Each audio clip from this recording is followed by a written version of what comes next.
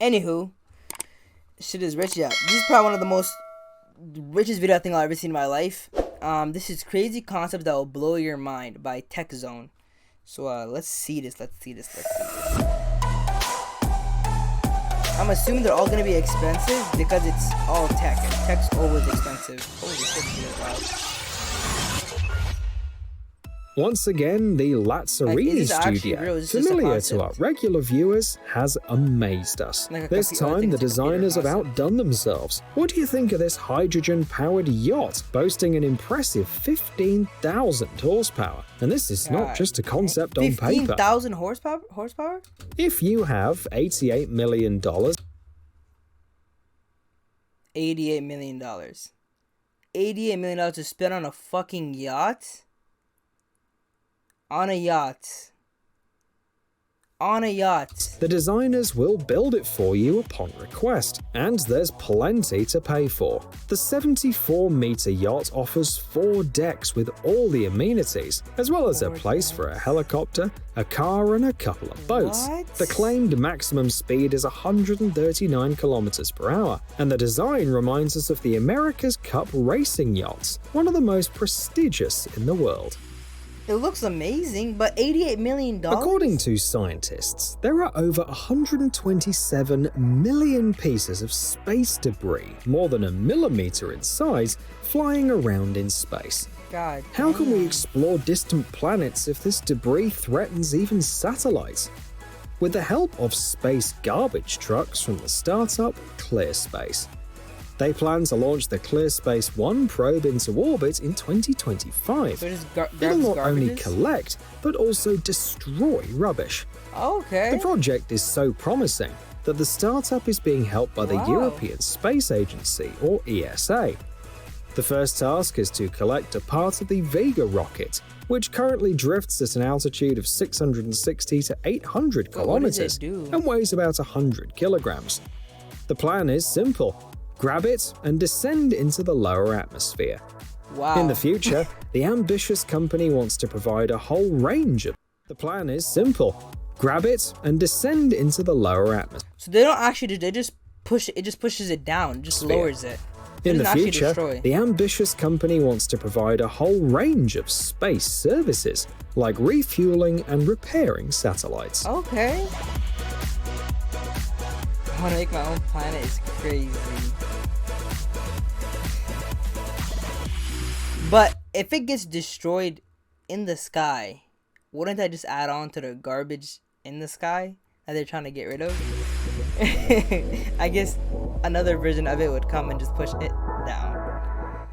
Sad news for some tourists, the legendary Pyramid of Cheops in Giza will be closed for restoration from June 2023. No wonder, as it's about 4,500 years old. Damn. So, it's time to think about new attractions. And this is exactly what Egypt did. They plan to build a pyramid 650 meters high, which means it'll be 4 times the height of the ancient monument. It will be at the heart of a new city of the future, spanning over 100 square kilometers. Rockets with space tourists will be launched from its vicinity, and inside the pyramid, guests will discover a This just makes me so uncomfortable. I don't know why. It just makes me feel like it's the future, but it's the present. Like, this is supposed to be like hundreds of years ago, but you're gonna be living in it in a city couple with of years. 10 residential and 3 entertainment districts, like restaurants, and even a space research center. The site is still being chosen, and the government promised that the construction will be carried out exactly as the ancient Egyptians would have done, but using modern tools and technologies. The German company Siemens has some interesting projects too. This is how they see the future of that places like this are in the world, and then we didn't even know. Healthcare. In the coming decades, healthcare will undergo radical changes, the company says, specifying which ones. There will be a lot of digitalization for doctors and patients alike. For example, this would make the lines at the hospital so much quicker. Oh my god. There will be digital twins of patients, allowing doctors to test several treatment options on them. That's actually the accuracy genius. of medical procedures and diagnoses will increase. Patients will become empowered consumers, and precision medicine will expand considerably, which means that doctors will rely more on patients' genetic data to provide personalized treatment. However, many users fear that the medicine of the future will only be available to the wealthiest segments of the population. That might actually be true. What do you think? Yes, because it's expensive for them to make. The only way they could make profit is by making it a little bit more expensive than how much they... Like, I can't even speak from how fucking tired I am. The only way they would make profit is from them charging more than they spent on it, so they have the profit margin. So that would actually make sense, unless they don't care about making money. Then yeah. Or Next, they could figure out a the cheap way to future make of it. the daily commute. These unmanned vehicles will take us from home to work while offering tons of fun on the way. The creators of the vehicle promise 100 kilometers on a single charge, speeds up to 30 kilometers per hour, and modular space planning. No more scrolling through your phone during your commute. Now you can drink a cup of coffee, read a book. Working out while on a commute? Now you can drink a cup of coffee, read a book, take a nap, or even work out in a mini gym. It delivers level 4 autonomous driving. That is, in ideal conditions, the vehicle will drive the entire route on its own. It can also be transformed into a mini store, a one-room hotel, a karaoke bar, or anything else. The creators write that it is the dynamic basic unit of the coming smart city. Like, I would invest in this. If you want something faster, here's Airwolf, a 2-seat hover bike with vertical takeoff and landing. Its creators have already opened registration for those who want to fly and are looking for investors, so they've shared plenty of numbers. A top speed of 230 kilometers per hour, acceleration from 0 to 100 kilometers per hour in 3 seconds, a flight time of up to 25 minutes, and a range of up to 66 kilometers, and a maximum payload of 150 kilograms. The price is currently set at $318,000, and additionally, you'll need a pilot's license. The first batch of vehicles will So you need to have a pilot's license and also be able to afford the $300,000 payment on this. Be available in 3 years, and it will be used not only for entertainment, but also for work, such as cargo delivery. Here's something amazing. Although the wheel was invented thousands of years ago, innovators are still attempting to improve it. Did you know we only use like 5% of our brain? I think I heard that fact, but it was debunked in some way, I'm pretty sure.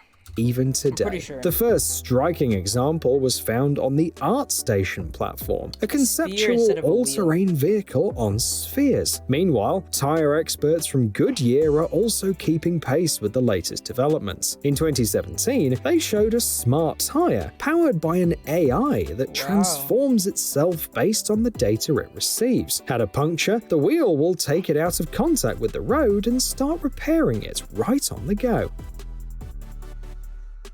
Citroën is working on similar projects too. The French automaker has released a whole series of innovations of tomorrow. The company believes that they'll help reduce congestion in cities. Among others, they offer the Eagle 360 wheels. They're also sphere-shaped and allow for performing maneuvers such as turning on the spot. In addition, the Universal Skate platform enables you to assemble either a taxi or a living room on wheels, and some people don't even need to experiment with wheels.